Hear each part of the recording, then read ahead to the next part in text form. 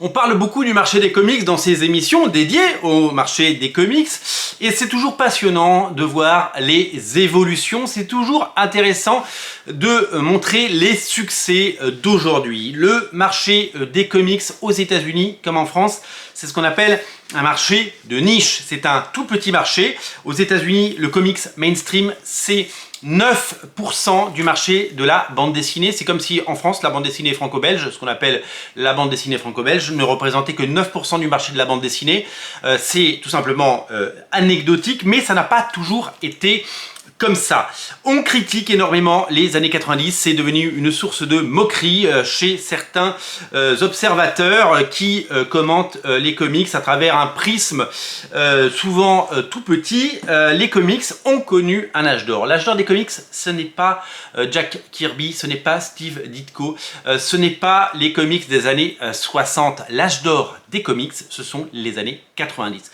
Les années 90 ont vu naître un nombre de talents absolument incroyable, des talents fabuleux, des dessinateurs hors pair, des artistes de légende, des séries comme Hellboy, comme Sin City, bien sûr, des séries de John Byrne chez Dark Horse et Legend, mais aussi avec l'avènement d'Image Comics au début des années 90. Aujourd'hui, certains considèrent que ce n'est pas de la bande dessinée. Aujourd'hui, tout est réédité puisque le grand public se rend compte à quel point ces comics ont marqué toute une génération de lecteurs et à quel point c'était à la fois super cool et en plus un succès phénoménal. Et oui, ces comics-là ont rencontré leur public, contrairement aux comics d'aujourd'hui.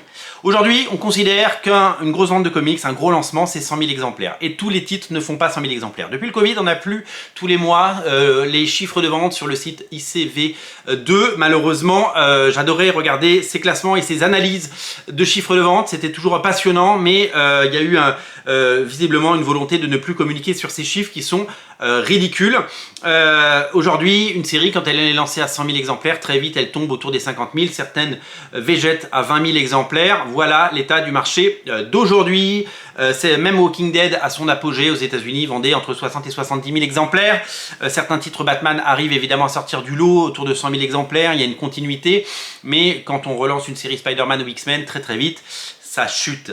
Ça n'a pas toujours été comme ça aux États-Unis. Il y a eu une très grande période qui a commencé au début des années 90 avec l'arrivée de ces artistes incroyables, Jim Lee sur les X-Men, bien sûr, Todd McFarlane sur Spider-Man et bien sûr Rob Liefeld sur X-Force. Je vais vous donner les chiffres. Je vais vous donner les chiffres de ces séries et après on va avancer dans les années 90 et je vais vous communiquer les chiffres incroyables qu'ont connus ces comics. Spider-Man par Todd McFarlane, c'est 2,5 millions d'exemplaires. Rendez-vous compte. Todd McFarlane, il quitte la série principale Amazing Spider-Man, il lance la série Spider-Man qu'il scénarise et il en vend 2,5 millions. Alors on n'a pas tous les chiffres. Je vais vous mettre en lien dans le descriptif de la vidéo ma source parce que ces chiffres ont été collectés par des passionnés et vous allez pouvoir les découvrir. J'ai décidé de vous parler des chiffres Marvel et des chiffres Image. Pourquoi? Parce que ce sont les anciens artistes Image Comics qui ont claqué la porte de Marvel, qui ont créé Image Comics donc, et c'est vrai que du coup c'est difficile de mettre en parallèle les chiffres chez DC Comics, même si certains sont très bons et qu'on se rend compte que Batman vendait beaucoup plus au début des années 90 que maintenant. Spider-Man, je vais vous donner un petit peu la tendance. Le numéro 1, c'est 2,5 millions. Évidemment, ça baisse. Quand on arrive au numéro 10, on est à 750 000, ce qui est incroyable, 750 000 exemplaires. Je ne sais pas si vous vous rendez compte. 700 000, ça dépend, ça varie à coût de 25 000. 700 000 pour le 11e, 725 000 pour le 12e. Même le 15e qui n'est pas fait même le 15e qui n'est pas fait par...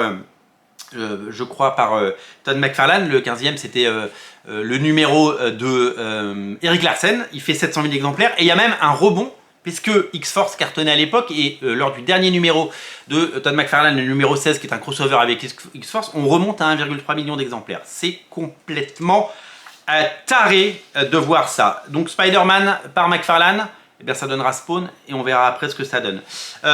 Les X-Men de Jim Lee, les X-Men de Jim Lee, c'est 8 millions d'exemplaires pour le numéro 1, c'est complètement taré. Évidemment, ça baisse sur les numéros suivants. Le numéro 3 est à 1,3 million, le numéro 2 est à 1,2 million.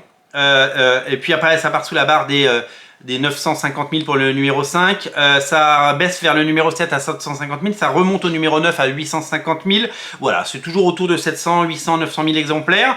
Au numéro 15, ça remonte à 925 000 exemplaires. Au numéro 25, qui est un numéro collector anniversaire, 900 000 exemplaires. Et le numéro 30, le mariage, là Jim Lee n'est plus là, le mariage de Jean Grey et Scott Summer, on est sur 710 000 exemplaires. C'est tout simplement incroyable et taré de voir ces chiffres-là. C'est-à-dire que même après le départ de Jim Lee, quand il est parti, on était autour de 750 000, 800 000 exemplaires.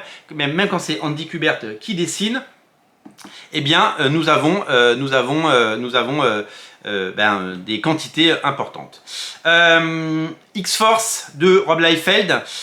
X-Force de Rob Liefeld, c'est assez incroyable. 5 millions d'exemplaires pour le numéro 1. Ça chute évidemment avec le tome 2, 1,5 million. C'est incroyable de voir à quel point cette série a une longévité. Rob Liefeld était une méga star à l'époque. On est à 1,4 million pour le numéro 4, 925 000 pour le numéro 5. Au numéro 9, on est à 625 000 exemplaires. Pour le numéro 18, on est à 850 000 exemplaires. C'est-à-dire que ça a baissé au numéro 9 et après c'est reparti à la hausse. 925 000 exemplaires pour le 16, 850 000 exemplaires pour le 18. C'est tout simplement taré. Je vais vous donner quelques chiffres de Marvel à l'époque. Quand Génération X est lancé quelques années plus tard, c'est 625 000 exemplaires. Quand Warlock and the Infinity Watch est lancé, c'est 625 000 exemplaires. Quand Spider-Man 2099 est lancé, c'est 1,5 million d'exemplaires. Quand Venom Lethal Protector est lancé, c'est 1,5 million d'exemplaires. C'est-à-dire que n'importe quelle série lancée à ce moment-là, c'était des millions d'exemplaires comparé à des lancements aujourd'hui à 50 000 pour certains titres. C'est complètement taré. X-Men 2099, c'était 1,1 million d'exemplaires. Je ne sais pas si vous vous rendez compte de tout ça. Alors, ça, c'était l'âge d'or de Marvel. Marvel au début des années 90, qui est parti très haut, qui a perdu des lecteurs d'année en année, vous le savez. De mémoire, le Fantastic Four de Jim Lee, c'était 300 000 exemplaires, le Fantastic Four numéro 1. Donc, voilà, on arrive en 1996, le numéro 1 des ventes n'est plus qu'à 300 000 exemplaires. Donc, il y a eu 5 années absolument fabuleuses. Et pendant ces 5 années, les auteurs Marvel qui ont quitté Marvel pour créer Image Comics, eh ben, ils ont fait du gras. Souvenez-vous, Spider-Man numéro 1 par Todd McFarlane, c'était 2,5 millions d'exemplaires. Todd McFarlane, il lance Spawn numéro 1. Il est là, le Spawn numéro 1. En 1992, il en vend 1,7 million. Je ne sais pas si vous vous rendez compte, 1,7 million. C'est-à-dire que le mec, il est devenu millionnaire du jour au lendemain. C'est-à-dire qu'il était payé sur Spider-Man numéro 1, il devait être payé 500 balles la page. Il fait 20 pages, eh ben, il gagne un peu de sous. Et là, d'un coup, ils vendent 1,7 million. Et ce qui est étonnant, c'est que là, ça a continué. C'est-à-dire que, évidemment, il y a eu une forte chute dès le numéro 2, mais c'est normal qu'il y ait toujours des chutes avec le numéro 2. 750 000 exemplaires, on passe de 1,7 million à 750 000 exemplaires, ensuite à 700 000 exemplaires pour le 3, ensuite à 625 000 exemplaires. Mais Todd McFarlane, c'est un génie. Todd McFarlane, c'est un mec qui sait s'entourer. La série, elle se stabilise à 750 000 exemplaires, et à partir du 8, 9, 10, 11, 12, vous savez, ces épisodes qui sont faits par des auteurs que vous adorez, Neil Gaiman, Dave Sim, Frank Miller, Grant Morrison, eh bien on remonte à 1,3 million d'exemplaires, 1,1 million d'exemplaires, 1,1 million d'exemplaires pour le 10, le numéro 11, 1,2 million, le numéro 12, 1,2 million, et après ça retombe un peu à 750 000 exemplaires, mais enfin vous vous rendez compte que ce type a vendu des millions de comics pendant plusieurs années, alors même si les ventes aujourd'hui ne sont plus ce qu'elles sont, mais il a fait une fortune, et c'est grâce à ça qu'il a pu créer sa marque de jouets, etc. Même les séries annexes comme Violator, alors pour vous dire, je suis allé jusqu'au numéro 18 de Spawn, au numéro 18 on était à 625 000 exemplaires. 625 000 exemplaires, aujourd'hui c'est un an de parution de Spawn. Là c'était sur un numéro, avec l'arrivée de Greg Capullo au dessin. Violator numéro 1, c'est 710 000 exemplaires, rendez-vous compte, une mini-série dérivée de l'univers de Spawn, c'est 710 000 exemplaires. Batman Spawn, qui est réédité, Batman Spawn, chez Urban, c'était avec Frank Miller et Todd McFarlane, c'était 710 000 exemplaires, c'était tout simplement taré, tout simplement incroyable. Autre exemple, Jim Lee, il quitte les X-Men, quand il quitte les X-Men, il est autour de 750 000, 800 000 exemplaires, il lance Wildcats numéro 1, c'est 1,5 million d'exemplaires. Wildcats numéro 2, c'est 850 000 exemplaires. Wildcats numéro 3, c'est 650 000 exemplaires. Voilà, le jeu est terminé, vous avez compris. Cyberforce de Marc Silvestri. J'avais en tête ce chiffre de 750 000 exemplaires pour le tome 1. En fait, aujourd'hui, une série, quand vous la lancez, elle chute. Eh ben, à l'époque, ça montait. On est parti de 750 000 exemplaires pour le numéro 1. On est monté à 1,1 million pour le numéro 4. Et même le 0, qui est publié en français dans le tome 1 des éditions Réflexion par Walter Simonson, il s'est vendu à 700 000 exemplaires. C'est tout simplement incroyablement taré. Il y a eu des dérivés, et c'est comme ça que Topco a été lancé, c'est pour ça qu'ils ont pu faire Witchblade et Darkness après. Strike Force par le studio de Marc Silvestri, le numéro 1, c'est 710 000 exemplaires. Je ne sais pas si vous vous rendez compte de cette dinguerie. On l'a dit, Rob Liefeld, il a vendu 5 millions d'exemplaires de X-Force numéro 1 et après il va créer Youngblood. Youngblood numéro 1, c'est 750 000 exemplaires. Le numéro 4, pour vous montrer qu'il n'y a pas beaucoup de lecteurs qui ont été perdus, c'est 625 000 exemplaires. Le numéro 0, parce que les numéros 0 ça cartonnait à l'époque et les annuals ça cartonnait, 800 000 exemplaires pour la série de Rob Liefeld. Et quand il fait des strike files, notamment des séries comme ça, des séries annexes, parce que des séries Youngblood, il y en a eu des tonnes, il en vend 1,2 million, c'est complètement taré. Je vais vous citer quelques titres Image Comics pour vous montrer la folie. Tout à l'heure je vous ai parlé de Wildcats, 1,5 million. Quand Wildcats Trilogy de Jay Lee, pas Jim Lee, est lancé, c'est 900 000 exemplaires. Darker Image, qui était un one-shot avec du Jim Lee à l'intérieur, c'était 1,3 million d'exemplaires. The Max, la série The Max, qui est publiée chez Édition Réflexion, le même éditeur que Cyberforce. The Max de Sam Kiss, c'était 1,2 million d'exemplaires pour le numéro 1.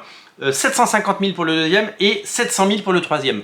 Pas étonnant que MTV ait acheté les droits pour en faire une série animée. C'était un phénomène à l'époque, c'était complètement fou. Wetworks de Wild Sportaccio, le numéro 1, 900 000 exemplaires, le numéro 2, 625 000 exemplaires.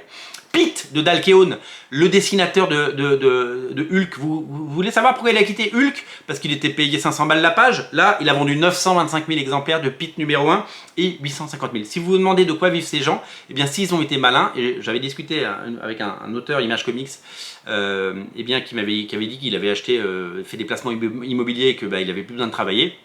Ben, si certains ont été malins, eh ben, avec tous ces millions qu'ils ont gagnés dans les années 90, eh bien, j'espère qu'ils ont des sous qu'ils ont mis de côté. Bloodshot de Jim Lee. Bloodshot.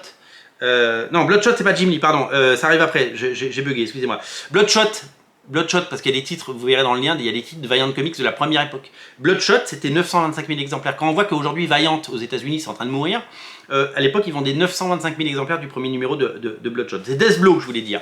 Deathblow de Jim Lee, numéro 1, 1,3 million d'exemplaires pour Deathblow numéro 1. Je ne sais pas si vous vous rendez compte du carton total de tout ça. Stormwatch, c'est-à-dire que Jim Lee, il lance les Wildcats, il y a marqué Jim Lee dessus. Et à côté, il lance quand même une autre série qui s'appelle Stormwatch avec un dessinateur que personne ne connaît, Scott Clark, que j'adore.